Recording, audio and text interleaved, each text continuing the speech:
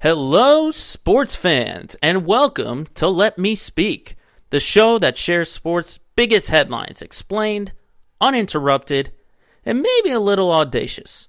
I'm Joe Braverman, and today's topics we'll be discussing are full game analysis from how the Bengals and the Rams made it to Super Bowl 56.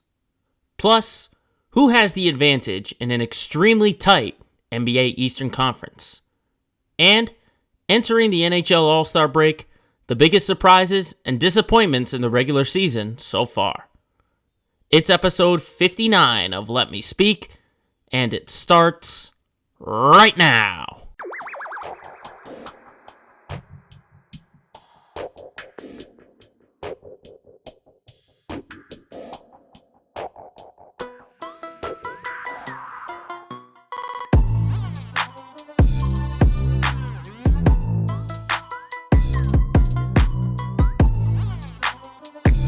How's it going, everyone? Here on Thursday, February 3rd, 2022, episode number 59 coming at you of Let Me Speak. Can't believe it's been 59 episodes. Thank you, everyone, for tuning in. Whether you're a longtime follower or a new listener, I appreciate you taking some time out of your day to take a listen.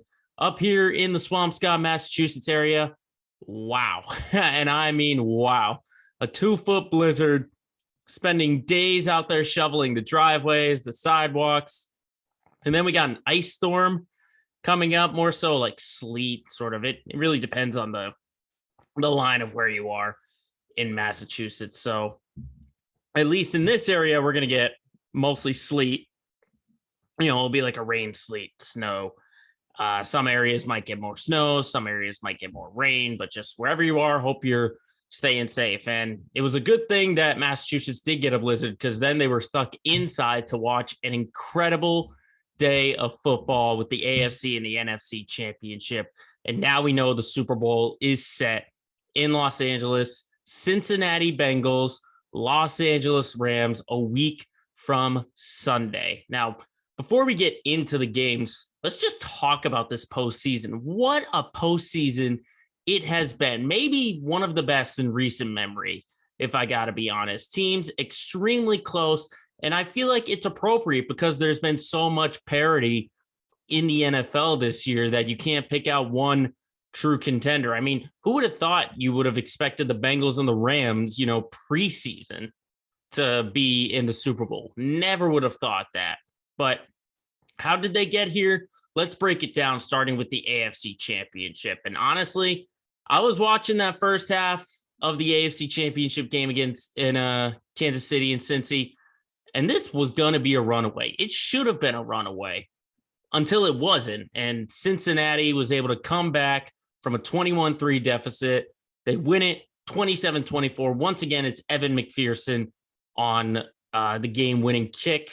But before we get into the Bengals side of things, I want to talk about the Chiefs side of things, because honestly, to me, this was more about Kansas City losing than it was Cincinnati winning, I think, because, like I just said, they led 21-3 at one point and they lost 27-24. And it's not just that they blew it, but it's a tale of two halves. I mean, first 3 drives were all touchdowns in the first half. 3 touchdowns, you're up 21-3. You go to the second half, you only muster 3 points. Only 3 points, and you had to get it at the end of regulation just to get it to overtime. And I really put that on Patrick Mahomes in that offense. I mean, he was a totally different player in that second half. After the 3 touchdowns on the first 3 drives, you get 1 field goal and 2 picks in the next 7 drives. Next 7, including overtime. So I don't know what happened with Mahomes, if he just couldn't adjust to what Cincinnati brought in the second half, or if they were getting too cocky for their own good, because that's what I think it was, more so with Andy Reid and the coaching staff. I mean, look at the play at the end of the first half. I mean, it was super simple. You get points, you make it 24-3, okay? 24-3, or I should correct myself, 21-10 and 24-10 are 2 completely different things, okay? Going for the touchdown, I think, was a really bad move by Andy Reid. And when you watch from, NFL films, You got Mahomes going over to the coaching staff saying, one more, I got this. And there's like 5 seconds on the clock. And the play call by Mahomes is just to throw it to the outside and let Tyreek Hill try and make a play. I mean, in that kind of instance, if you got 5 seconds left, it's got to be a quick play into the end zone. You get it, it's a touchdown. You don't, you got to hope it's out of bounds so you at least get points on the board. So not a good decision right there. It's got to be a quick end zone shot from the 1 yard line. It didn't make sense to me. And what people didn't realize until later on is that turned the game around. Okay. No one even knew it until later on that was the turning point for Cincinnati. They saw that deficit at halftime, 21-10. They thought that is manageable. We can do it because they are a team filled with confidence. And meanwhile, the Chiefs 3 for 5 in the red zone, 2 for 4 in goal to go situations. Okay. So that's what I see from this Chiefs team is that they just got too cocky for their own good. They got too confident saying 21-3, we got this, especially against this Cincinnati team, against this Bengals team, who's so young and inexperienced, just like us. But if you're going on the history of what Kansas City has done, they've hosted the AFC Championship 4 straight times. They're 2-2. They only have 1 Super Bowl to their name. Okay, so let's pump the brakes on Mahomes being an all-time great just yet, or the Chiefs being the new dynasty or whatever. Because, yeah, you could say they're the new New England Patriots. They're the New England Patriots of this generation with the amount of success that they've had, multiple championship runs. But they've only got one ring to their finger. So let's hit the pause button. Let's put our foot on the brake and let's slow down the conversation about that, because when they win a second Super Bowl, then we can lighten it up again. But that was just a bad performance by Kansas City with the tale of two halves. But obviously, it's not all about how Kansas City lost. Let's talk about Cincinnati. I mean, who would have thought that this Bengals team would make the Super Bowl? Okay, look at the history that they've had. Last year, they were 4-11-1. Okay, Joe Burrow tore his ACL 7 games into his rookie year, 7 or 8 games. They hadn't won a playoff game since Boomer Esiason in the late 80s. And now they've won 3 straight to go to the Super Bowl. I mean, it was crazy to think, if you look at the odds projections, I think this team was at like 500-1 at one point, okay? I probably listed this Cincinnati team as maybe the 8th or 9th best team, possibly. And that's just generous with all the teams that stacked up in there. But this is just all about a young squad oozing with confidence, okay? Absolutely oozing with confidence. And that goes all the way to head coach Zach Taylor, okay? And it trickles down to all of those players. But on the field, Cincinnati defense did a great job at bending but not breaking. We've seen that kind of strategy for years and years. Zach Taylor and company changing the game plan and rather rushing 3 guys and dropping 8 into coverage was very, very smart. And then some late adjustments in the second half, limiting the amount of blitzes that they were bringing and just bringing everyone back.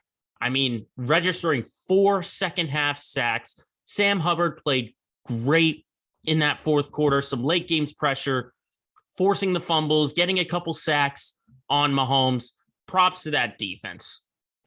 But of course, Evan McPherson, as I mentioned, I think he's going to be this generation's Adam Vinatieri, because not only is he confident, but he knows how to make the clutch kicks. I mean, he's 12 for 12 on field goals this postseason, back-to-back game winners. And compare that to the regular season, he only missed it 5 times. He was 28 of 33. And the fact that this guy is so confident, you look at the game against Tennessee a week ago saying, I got this kick. I got this. I guarantee you he said the same thing heading into the overtime kick to win the game. This guy is as confident as any kicker that I've seen out there. He knows he's going to make it. I think he's going to be this generation's Adam Vinatieri. When you're looking for clutch kicks, game-winning kicks, this is going to be the number one guy you turn to, no matter who's on the field, no matter who you're up against. But of course, you cannot talk about the Bengals without Joe Burrow. Okay. He ultimately, the defense played great, but this was all about Burrow. Okay. If he isn't already a superstar, this game has changed that. He's going to be one of the top five, maybe top five, definitely top 10 quarterbacks for years and years to come. Now that we're seeing guys like Brady and Roethlisberger, all these guys sort of retire and head into the sunset. But Joe Burrow, what he did in this game, unreal. 23 for 38, 250 yards, 2 touchdowns and a pick. And when you watch that fourth quarter, the way he escaped pressure from that Chiefs defensive line, escaping sacks and running for those first downs, unreal.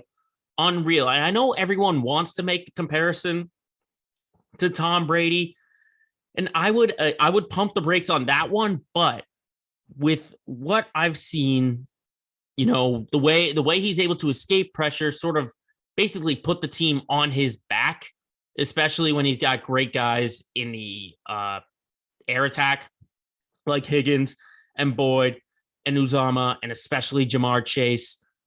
He's taking advantage of all those weapons he's got around him, and the throws he's making, the way he's able to scramble, unreal.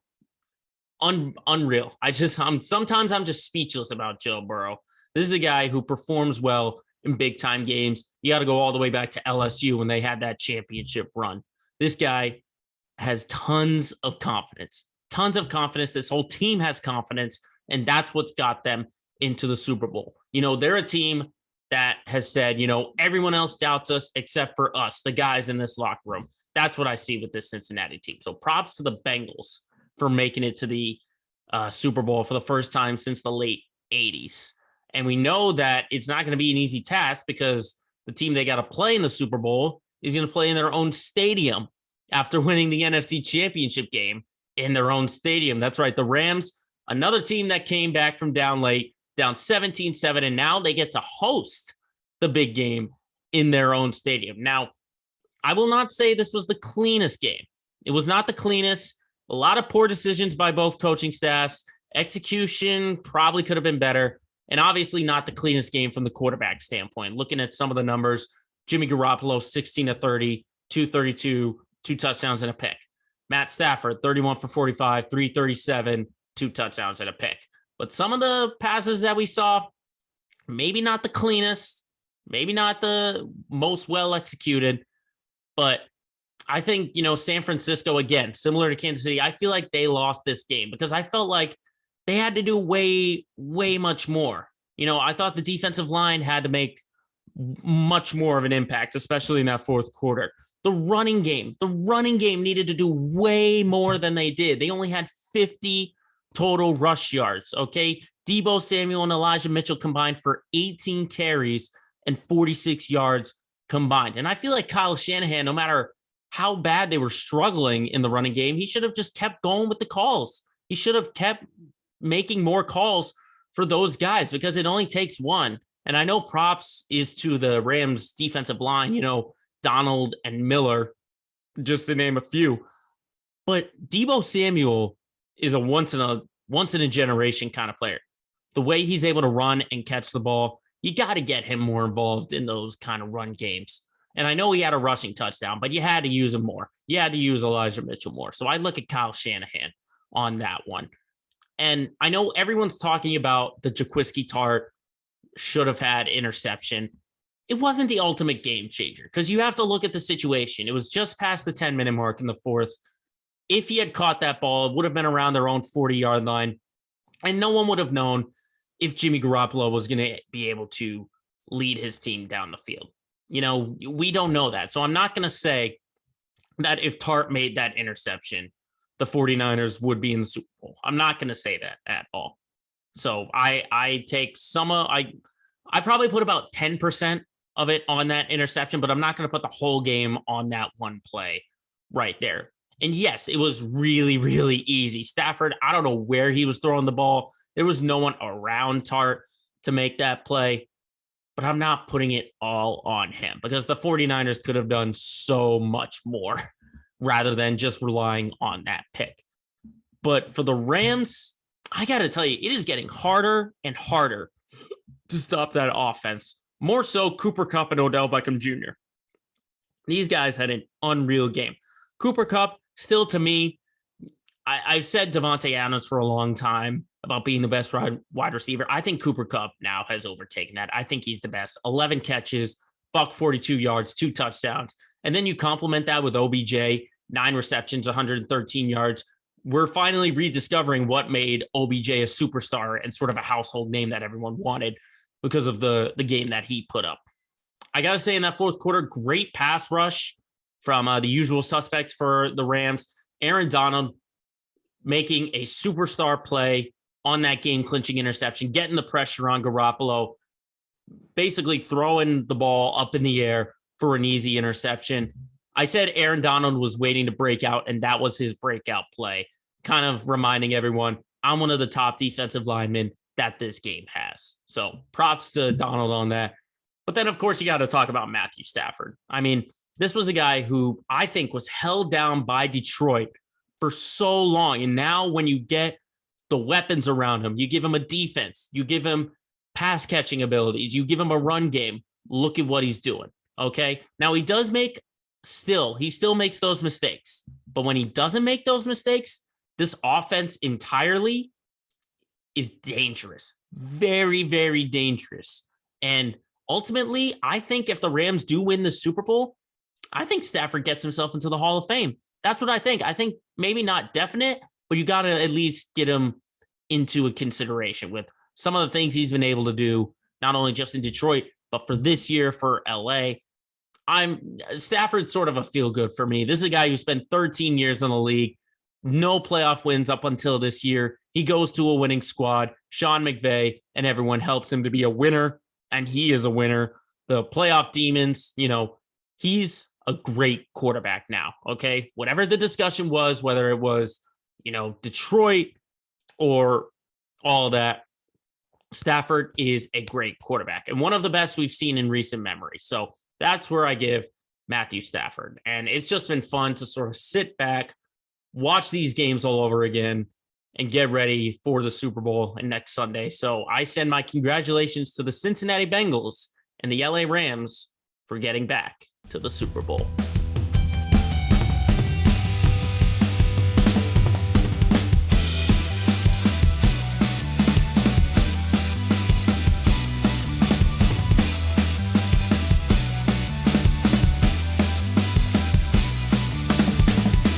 Switching gears now to the NBA. I know we've talked a lot of football over the last couple of weeks, but the NBA is getting just as exciting. I mean, we're a week away from the trade deadline, 2 weeks away from the All-Star break, and it is tight. I got to tell you right now, it is tight.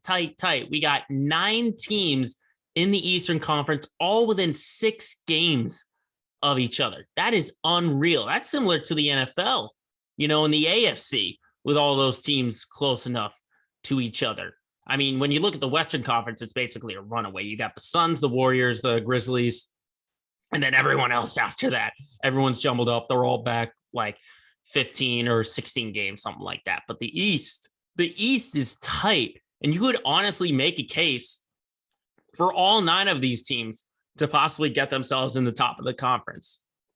When you look at the standings right now, not in any particular order, but you got the Bulls, 76ers, the Heat, the Cavs, the Bucks, the Nets, the Hornets, Raptors, and the Celtics all within striking distance, okay? I think the Celtics, who are in the 9th spot right now, they're only 5.5 back, so props to all of these teams for really sticking around. And I got to give major props to Chicago and Miami, the top 2 teams in the East right now, because of all the injuries and all the missing pieces that they have, starting with Chicago, who's on top of the East, no Lonzo Ball, no Alex Caruso, no Derrick Jones Jr., okay? And look at what they're still doing. They're top 10 in scoring, they're second in field goal percentage, and they're the top team in 3-point shooting. So props to Chicago for that one. I thought this was going to be a good team, getting themselves into the playoffs, challenging for maybe like a mid-pack, like a 5 or 6, something like that. I never would have thought they'd be at the top of the Eastern Conference right now. And I got to give all the credit to DeMar DeRozan because he's reminding us who the heck he is. Multiple-time All-Star. Him and Zach LaVine creating one of the best 1-2 punches in the league right now. I think they're both averaging around 26 points per game. If you got those two guys perform the way they are, it's unreal. But it's more about DeRozan for me, for the Bulls. I mean, he's 6th in the league right now in points per game. He's averaging 26.5. And I looked this up really quickly. The most points he's averaged in a season is 27.3. That was in 2017 with the Raptors, only a few years before he got traded. And now this is the second most at 26.5 that he's averaged so far in his career. So it's a career resurgence for DeRozan that's really helping them out. And when this team does get healthy, they're going to be dangerous, because DeRozan's still healthy and LaVine is still healthy. But all the pieces around them, I love Lonzo, the way he sort of incorporated himself as the point guard. Alex Caruso with the energy off the bench. Once they come back, they're going to be extra, extra dangerous. But for right now, I give total props to Chicago for what they've been able to do with all of the injuries that they've had. And same to Miami, too. I was sort of in the same boat as Miami, challenging for, maybe the top of the East, like a 3-4 kind of thing, not to be second in the conference. I mean, look at all the pieces that they've been out with. Kyle Lowry's been out for personal reasons. Bam Adebayo just came back from a wrist injury, or I think it was thumb injury or something like that. Markieff Morris has been out since that altercation with Nikola Jokic, and then he got placed in the COVID protocols. And then PJ Tucker, one of their other acquisitions, has been day to day. Now, they have lost 3 straight, to Toronto twice and then to Boston. But I think the X factor for their success has been the shooting off the bench, okay? They're the second best 3-point shooting team in the NBA, but you have to look at the pieces that are around them, okay? Everyone knows about Tyler Hero and how well he does. 20 points averaging off the bench. But also off the bench, you got Max Strus, Caleb Martin, and Gabe Vincent. Those 4 guys are averaging over 37% from 3-point land. So that's been the key, is when you got great shooting, you kind of forget about all these other pieces. It's almost like Eric Spoelstra can plug in 2 different game plans when you go from starting lineup to reserves. When you got a guy like Jimmy Butler and Kyle Lowry and Bam Adebayo somewhere in there, you don't have to rely on the 3-pointer so much. You kind of just tell Duncan Robinson, just stay behind the arc. Don't worry about it. We're going to drive to the basket. And if you're there, just shoot it. So I think Miami has all the pieces working well right now. And, this is what I see with the Bulls and the Heat, that if they're winning games without some of their top players, if some of their top players are out with injuries and they're still winning these games, then that's even more impressive than being in the top of the conference. So I am a big fan. I'm personally rooting for the Bulls and the Heat to continue that success just because no one expected it. No one expected them to be at the top of the conference. But then sneaking in there, as always, is Philly. Philadelphia is finally learning to play without Ben Simmons, which, by the way, is still a joke of a situation going on. Ben Simmons does not deserve to be held out the way he is in Philadelphia. But regardless of the circumstance, the Sixers are learning to play without him. They've won 4 straight before their loss to the Wizards last night. And Joel Embiid, he's just turning it on to another level. And it's hard to say if he's right now the MVP. I definitely put him in the top 2, top 3. Put the Joker in there, put Curry in there possibly. But just the numbers don't lie. Numbers don't lie. He's 2nd in the league in points. He's 9th in rebounds. And look at what he's averaged over the last month. In the month of January, he's averaged 34 points a game and almost 11 rebounds per game. And another interesting tidbit, he hasn't scored fewer than 25 points since December 23rd. We're working on basically a month and a half where Embiid has not scored lower than 25 points. That's unreal to me. Unreal. Now, for the Sixers to really get some strong consideration, I think they still got to find other offensive playmakers. Tobias Harris is okay. Seth Curry's been dealing with injuries. Danny Green's been really inconsistent, but they just got to find other offensive playmakers. Okay. They can't rely on Embiid to be getting 34 points every single night or getting 30 points or 40 points or whatever. Okay. You can't expect a double every single night because we've learned when Joel Embiid isn't in the lineup, this Philly team struggles. They absolutely struggle. We saw it in the postseason and parts of the regular season last year as well. When he's not in the lineup, Philly kind of just freezes and be just like, oh, what do we do? What do we do? Tobias Harris is great, but he's not a number one option in my mind. He's a great second or third option on any other team. So that's what I see with Philadelphia is once they can find a playmaker that isn't named Joel Embiid and they sort of take the slack off of him, then I think you can start getting serious about the Sixers team being, strong title contenders. That's what I think to me.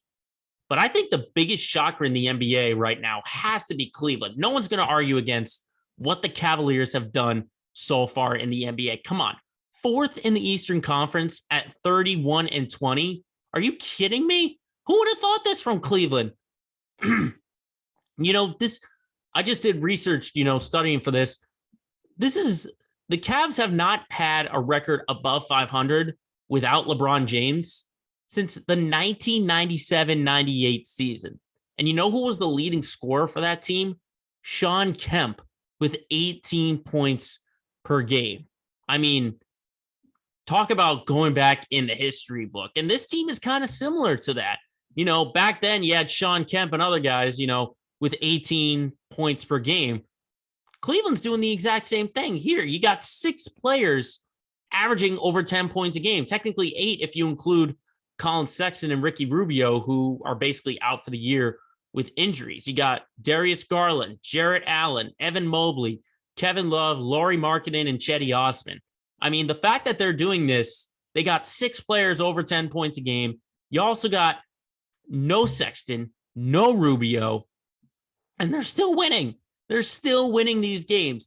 I think Cleveland and JB Bickerstaff, Kobe Altman, that whole organization has developed a great young core, okay, with Garland, Allen, and Mobley setting it up. And maybe if you include Colin Sexton once he gets healthy, you got 4 of your 5 starters basically locked up for the next few years. Unbelievable. And all these weapons are getting it done on both ends of the floor. They're the first in opponents' points per game defensively.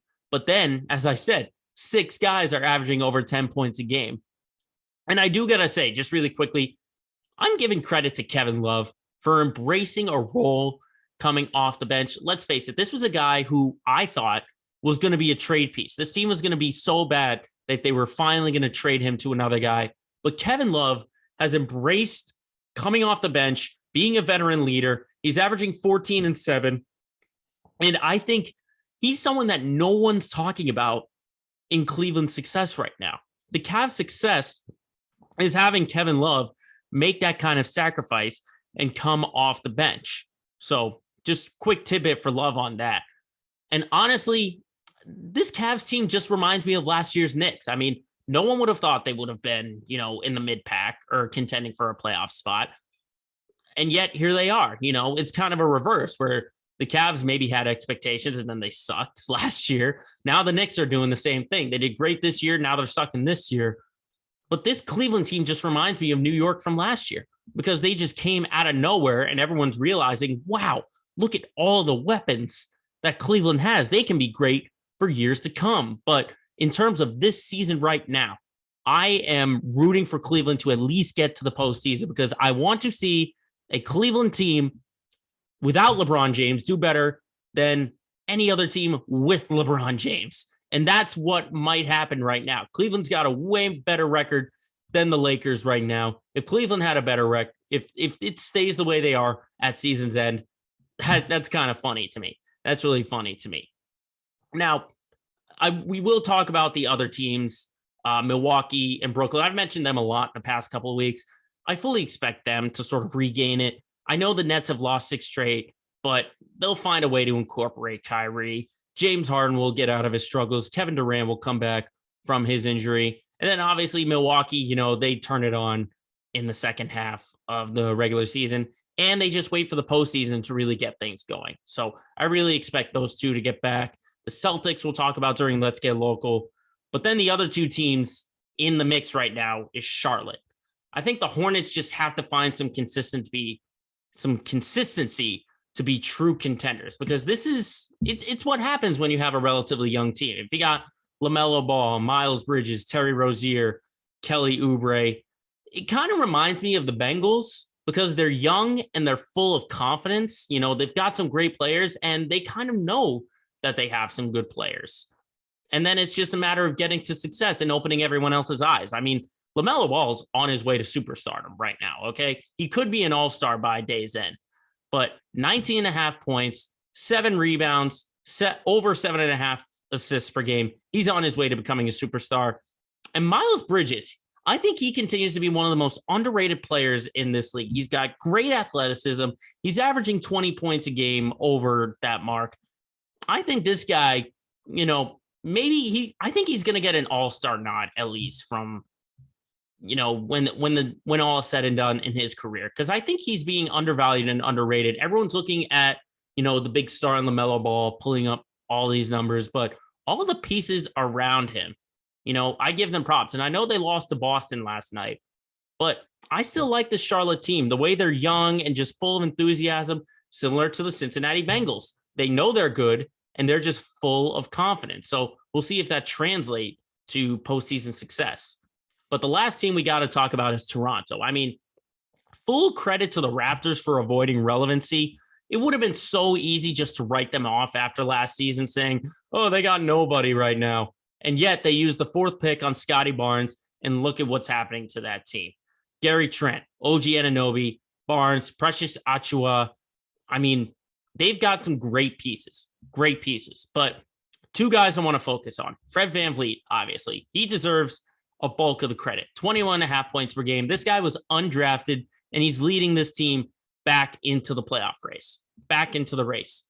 But really, I want to focus more on Pascal Siakam. I think he's rediscovering his all-star form. He's shooting over 47% from the field, 21 points a game, 8.5 rebounds. I don't know if it was the fact that Toronto wasn't in Toronto. They were in Tampa last year because of the COVID restrictions in Canada. I don't know if it's that kind of comfortability for Siakam, if he had, injury problems last year. I don't know what it is, but I think it was just a bad year last year for Siakam. And to see him and that whole Raptors team turn things around is kind of surreal. And it's good to see Toronto back into success, because you don't want to see a team win a championship and then all of a sudden, only a few short years later, boom, right back to the bottom. So it's a really tight Eastern Conference, and it's a good thing it's only the All-Star break, because there's still plenty more basketball left to be played in this regular season.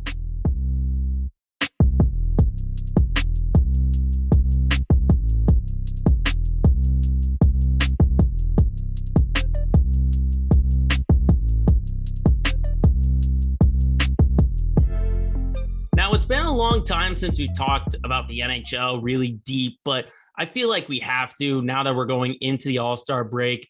A lot of players are going to head to Las Vegas and play in the All-Star game, do a couple of events, but hockey is on their break right now. And it's kind of a short break. It would have been a much longer break, but the fact that the NHL pulled out of the Olympics, they're able to keep it going. And, this 2-week break for the Olympics isn't going to happen, and the NHL is going to be able to make up some of those games in that time. But so far from what we're seeing, because now is the first official day for the All-Star break. We have the last set of games and last night in the NHL. And there are a lot of surprises and disappointments I want to talk about so far in this league. I think, first off, for a surprise, I wasn't expecting the Florida Panthers, to be the best team in the league right now at 69 points. I think they're just a great offensive skating team. It's a powerhouse that's hard to contain. I mean, they lead the league in goals per game. They got the most shots. They got the 4th best shot percentage. I mean, they've got 8 players with 10 or more goals right now, but obviously it's Jonathan Huberdeau. Obviously, I mean, he leads the league with 64 points, and he's running away with the assist lead at 47 right now. He's been that leading factor right now. I mean, I expected the Panthers to be good. Don't get me wrong. I expected them to be good. Obviously, they were great last year. But you got teams that are, coming back like Tampa, you got the Capitals, the Penguins, the Hurricanes, just to name a few. I did not expect the Panthers to be the top team in the NHL. Not the top of the conference, but the top in the entire NHL. Did not expect that at all. That's probably the biggest surprise to me. And, can they sustain it? I don't know. I don't know what's going to happen, but I think they just got to find someone else other than Huberdeau to really take charge. Because, as I said, they do have 8 players with 10 or more goals, but you can't be so reliant on Huberdeau to make that pass every single time. Teams that they're going against are going to do their homework and they're going to say, oh, Huberdeau, we got to limit him. We got to double team him or whatever like that. Get physical with him. You never know about that. So give credit to Florida for being the top team right now. And then probably the second biggest surprise to me, not many surprises I'd say in the NHL, but very few. I'm very surprised to see the Rangers back in contention. The New York Rangers are back in the playoff race. They missed out on it last year in the last couple of games. And I think the key has been finding the goaltender to rely on, because let's face it, how successful was this team was when Henrik Lundqvist was in between the pipes and in the crease. Okay. And kind of ironic that they're back to where it is since he got his number retired only a few short weeks ago. But New York has found a goaltender that they can rely on, and that's Igor Shesterkin. He's been playing great so far. 3rd in the league in the goals against average category, 2nd in save percentage. He's becoming that guy that New York can turn to. And all of a sudden, look at the energy that's going on. Look at the defense that they're playing. The team is 3rd in the league in total goals against average. So they've got a great goalie behind him. You got a bunch of other weapons like Panarin and all those guys. The Rangers are back. The New York Rangers are back. Now, are they Stanley Cup contenders? Not yet. Not yet right now. Let's see what happens, post All-Star break, if they can keep it up. But to see the Rangers back to success starts and ends with the goaltending category, at least in my eyes, because for years and years and years, New York was all about success because they had a steady goaltender in there. And now they're back to where they were because they found their guy. They found their guy, and they're back into postseason relevancy. But we'll see how far they can go. But honestly, I think there are more disappointments, at least to me, in this NHL season than there are surprises. And I think the first one obviously has to be the Oilers. The Edmonton Oilers are hurting, and I mean hurting. They're near the bottom of the Pacific Division right now. I think they're last actually right now. But what's interesting is that you still have your 2 top guys going nuts. They haven't lost a step. Leon Draisaitl and Connor McDavid continue to dominate. Respectively, they're 2nd and 3rd in points. They're 2nd and 12th in goals. But can you really name me any other pieces outside of them that contribute as strong as they do? I ultimately can't see it.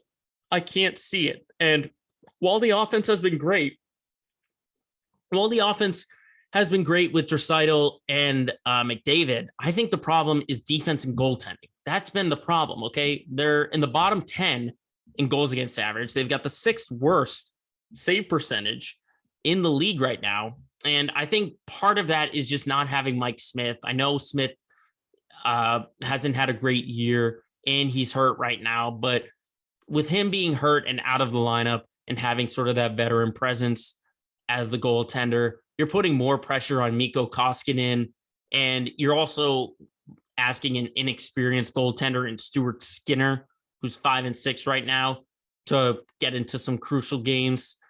That's where I see the problem with this Edmonton team. Now, they are starting to turn things around. They have won 5 of their last 6.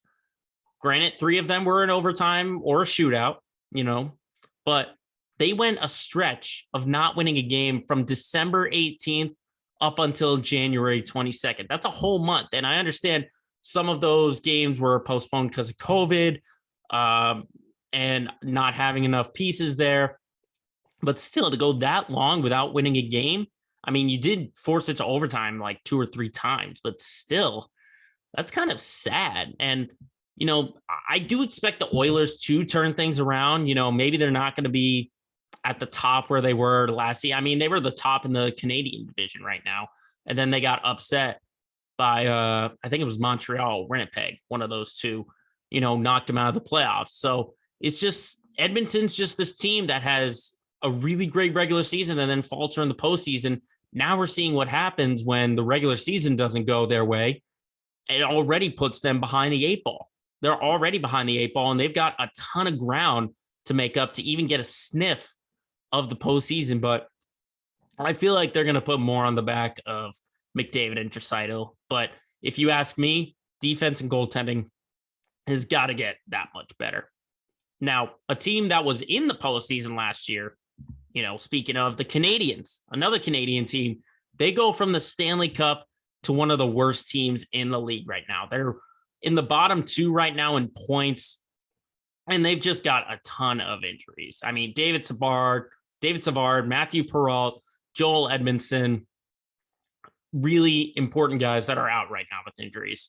But I think the biggest one has to be Carey Price. I mean, not having him in the net hurts more than anyone else. And he's been out the whole year with knee surgery. And look at what he's done, not just, recently in the recent Stanley Cup run, but look at what he's been doing since he basically was debuting with Montreal in 2007. He's been the backbone, of that Canadiens team. And to see him not in that lineup kind of just, it makes you look around and scratch your heads of like, what is Montreal doing? What's going on out there? I mean, look at what he did in the Stanley Cup run. 13-9, 2.28 goals against average, 924 save percentage. He's the guy that makes that Canadiens team go. He's the guy that makes him go. And not having him in there, I don't know if it's a mental thing with Montreal, if they just can't find that one goalie, because that's what's going to be part of future success. Who knows how many years Carey Price has left? I think he's like 34, 35 years old. So he doesn't have that many years left as a goaltender. So Montreal better find a new goalie fast. Otherwise, they're going to go back to irrelevancy. And that's the way it's going right now because they're getting a little glimpse into the future of life without Carey Price. But I think, the Oilers have been a disappointment. The Canadiens have been a disappointment.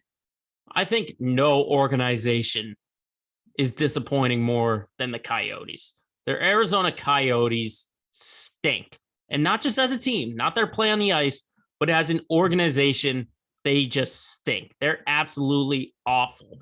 They're, I think, the worst team in the NHL right now. But I'm not even going to talk about like what's going on the ice. Let's talk about off the ice, what's been going on. I mean, they're making late payments on their arena in Arizona. They're being threatened, to be basically forced out of that stadium. And now there's talks about possibly going to Arizona State and play in their 5,000 seat arena, not 50,000, not 15,000, 5,000. Okay. Why are you doing that? Why? Just make the payments. Make the payments. Okay. Because right now the city of Glendale or everyone in Arizona, Phoenix, wherever you are, they're saying we're done with this hockey team. Start doing things much better. And I don't think it's, on the ice. That's the problem. It's just been as an organization, just make the payments and find a better arena. Okay. Don't go to a college campus and play a national hockey game in a college arena. Don't do that. You do not do that as an organization. Absolutely not. So right now, that's my winner for the biggest disappointment in the NHL is the Arizona Coyotes for the way they have managed to ultimately suck the life out of the state of Arizona when it comes to hockey. But the good news is that it's only the All-Star break and there's still plenty of hockey to be played. And ultimately, we'll find out who the true contenders for the Stanley Cup are.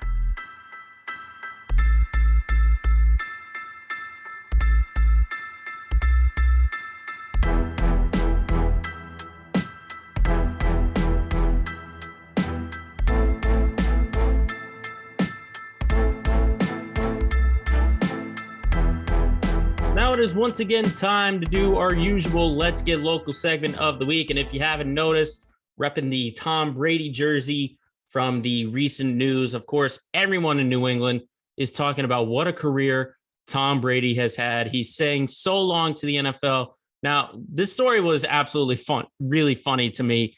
It was on Saturday that Adam Schefter, Jeff Darlington said, Tom Brady's going to retire. Now, then everyone was saying, hold on just yet. Not yet.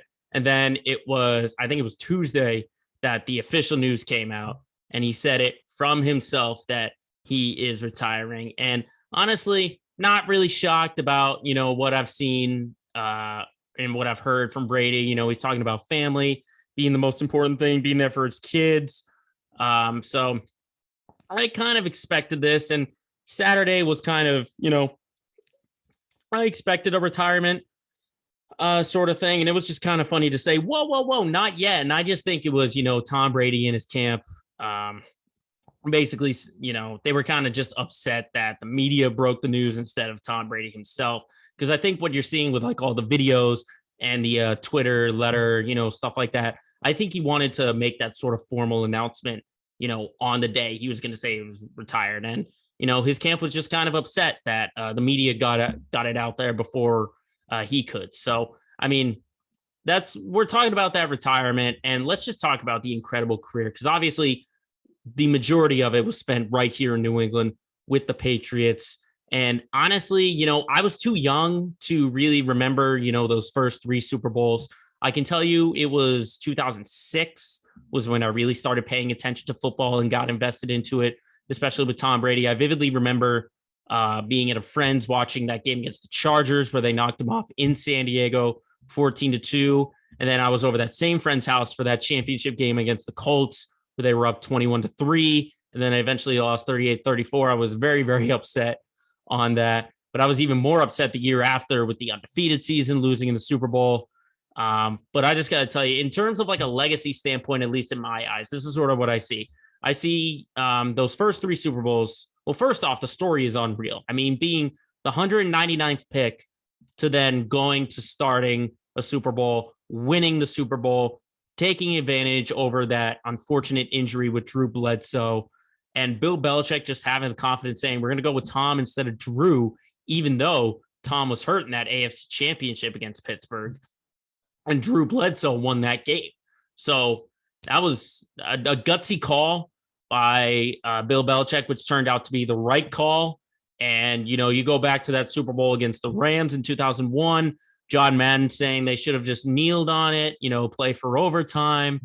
And, Tom leading his team down the field, letting Vinatieri kick that field goal.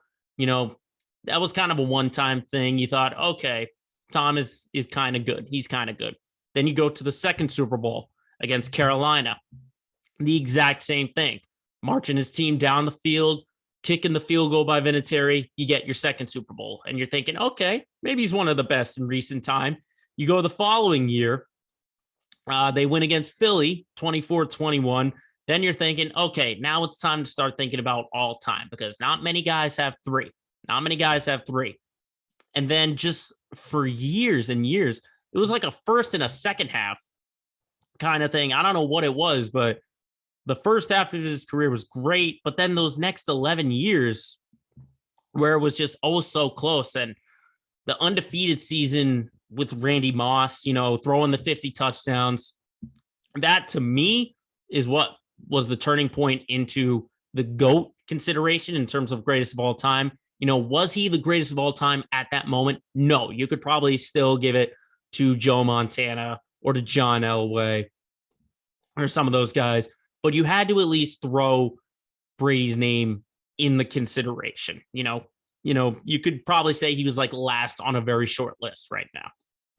And then the undefeated season happens, they lose, but then they come back, they win the Seattle Super Bowl. Now the GOAT conversation is becoming a little more vivid. They're saying, okay, maybe Tom is right there, but people were still leaning towards Joe Montana.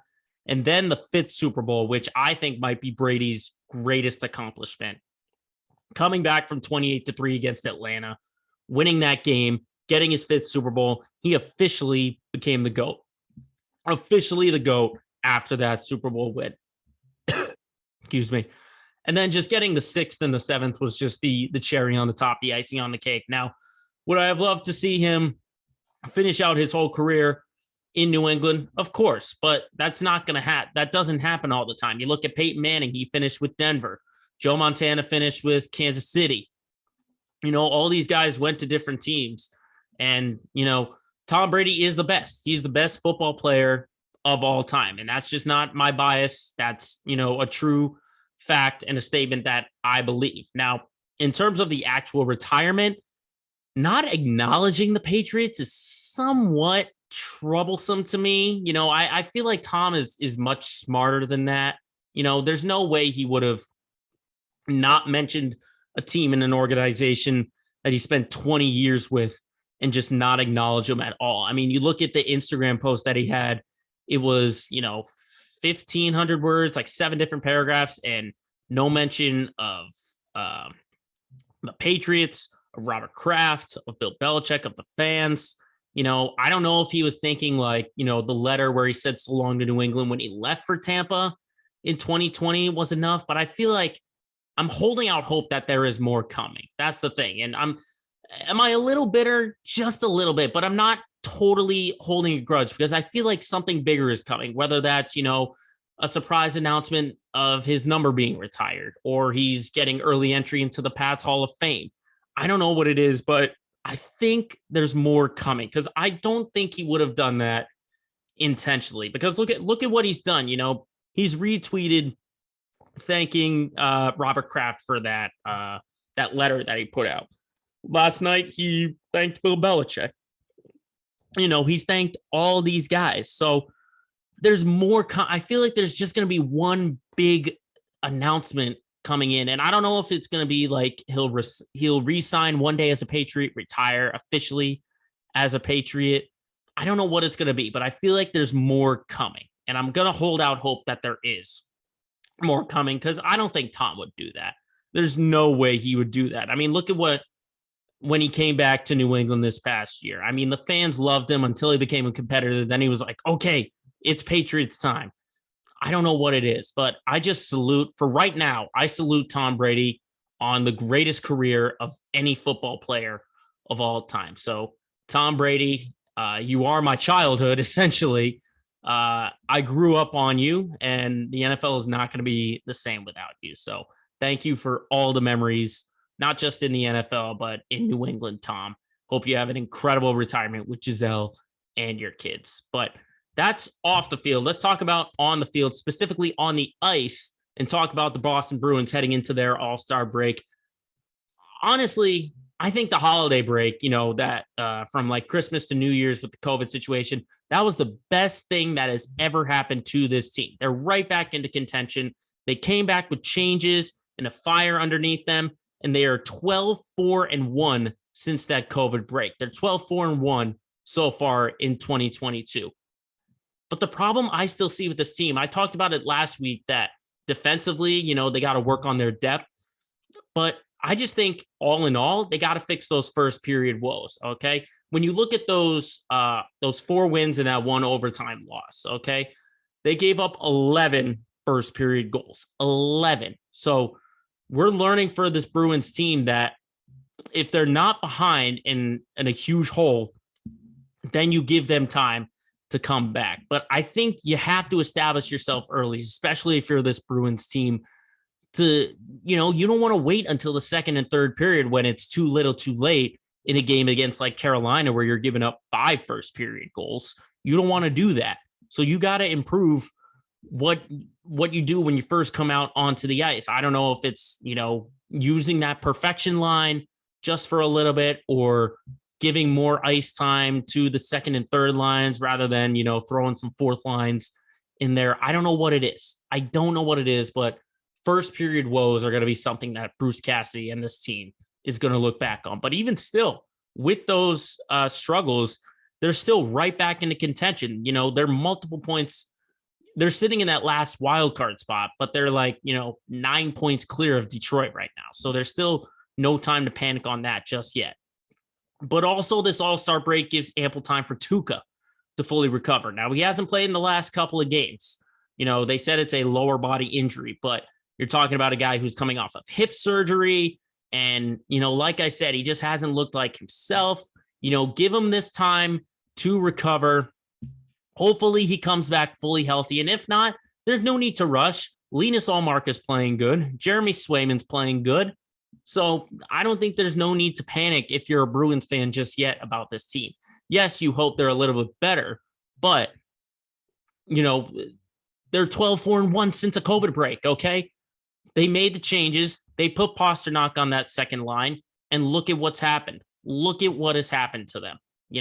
They are catching fire, and hopefully their team can be fully healthy once they come back from the All-Star break in Vegas.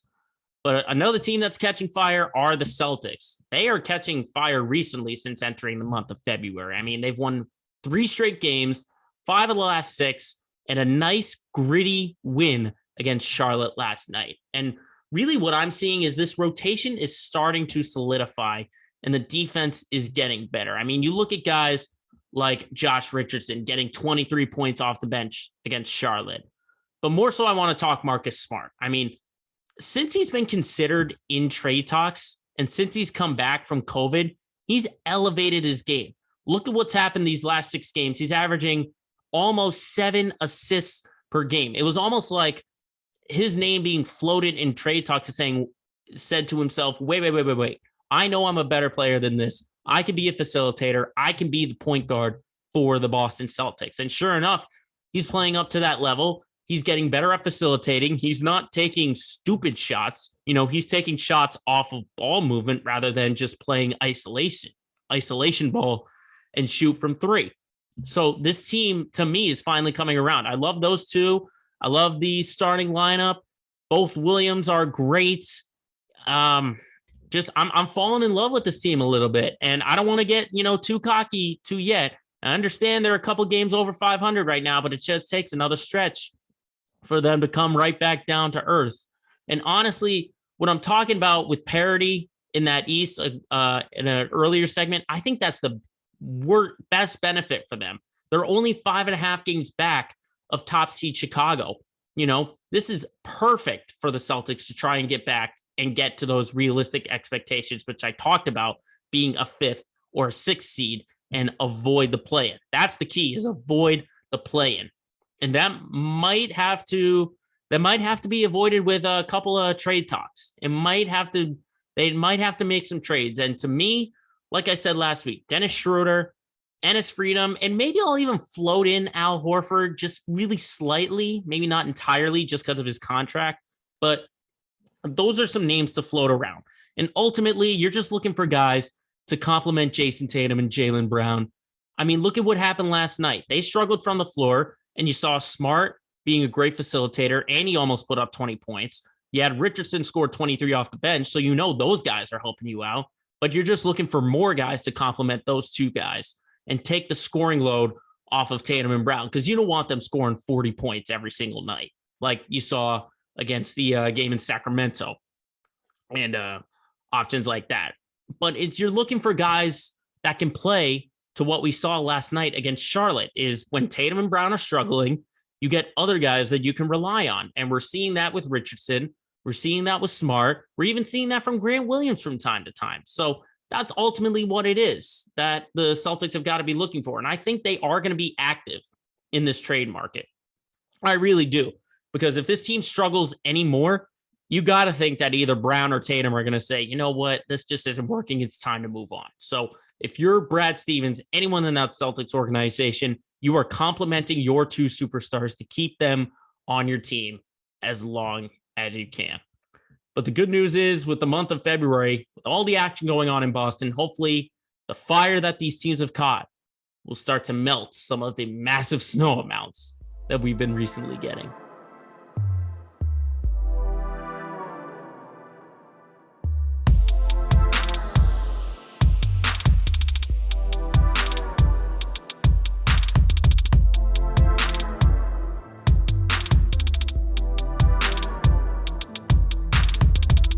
Lastly, as we always do, we look at our LOL moment of the week. And this one's kind of like a ha-ha in your face kind of thing. And it's kind of a long story, so I don't want to waste any time setting it up. So this week's LOL Moment of the week goes to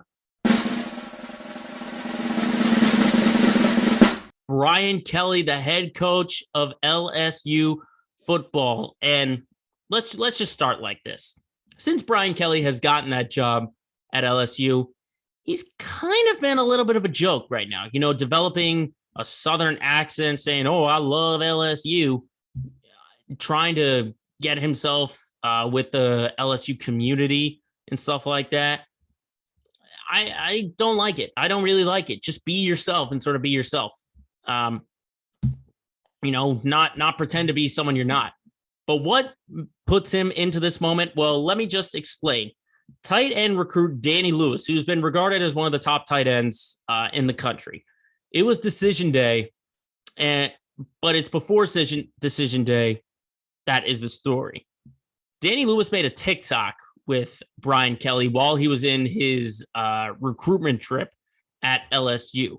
And if you look at that video, there's like a rotating camera and, he's posing while Brian Kelly's like sort of doing a dance around him. And that video got over 8 million views on TikTok. Okay. 8 million views. So that thing blew up.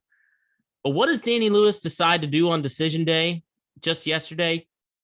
He had two choices and he chose Alabama over LSU. Danny Lewis decides to go Roll Tide instead of LSU, despite making that video with Brian Kelly. And if you're Brian Kelly, you got to look in the mirror and say, what the heck?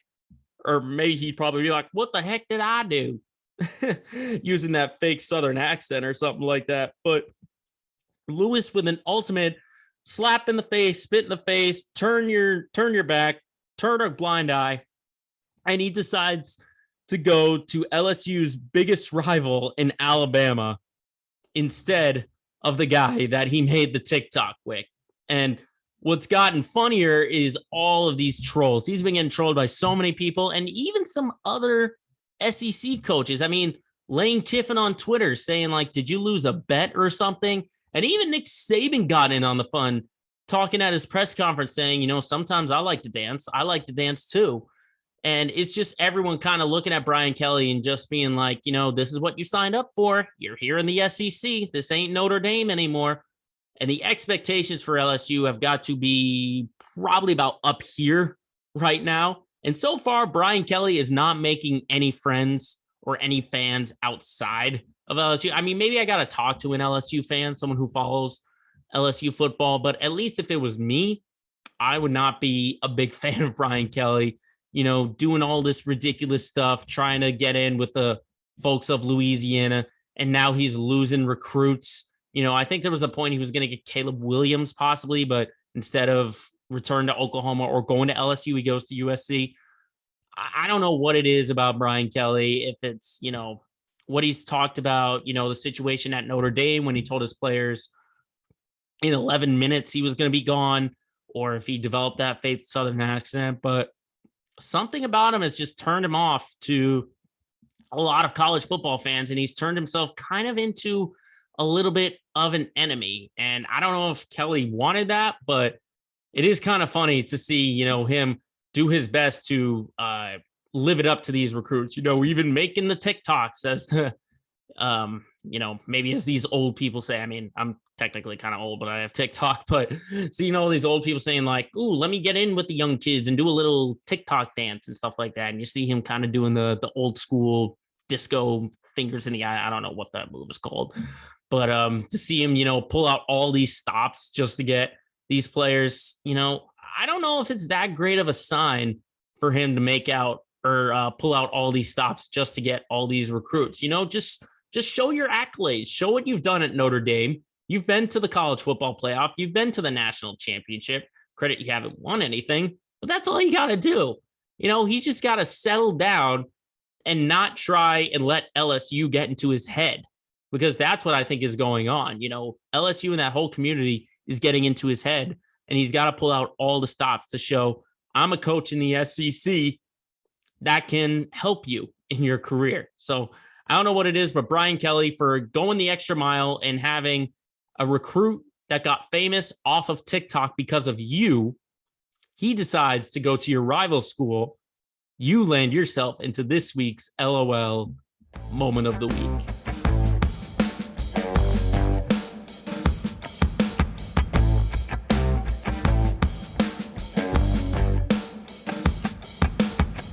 So that wraps it up for this edition of Let Me Speak. Thank you, everyone, for tuning in wherever you're getting your podcasts, watching us on YouTube, listening to us, Spotify, Apple Podcasts, or anywhere else. Make sure you follow our other pages on social media, Twitter, Facebook, and Instagram. All you got to do is search Let Me Speak Podcast.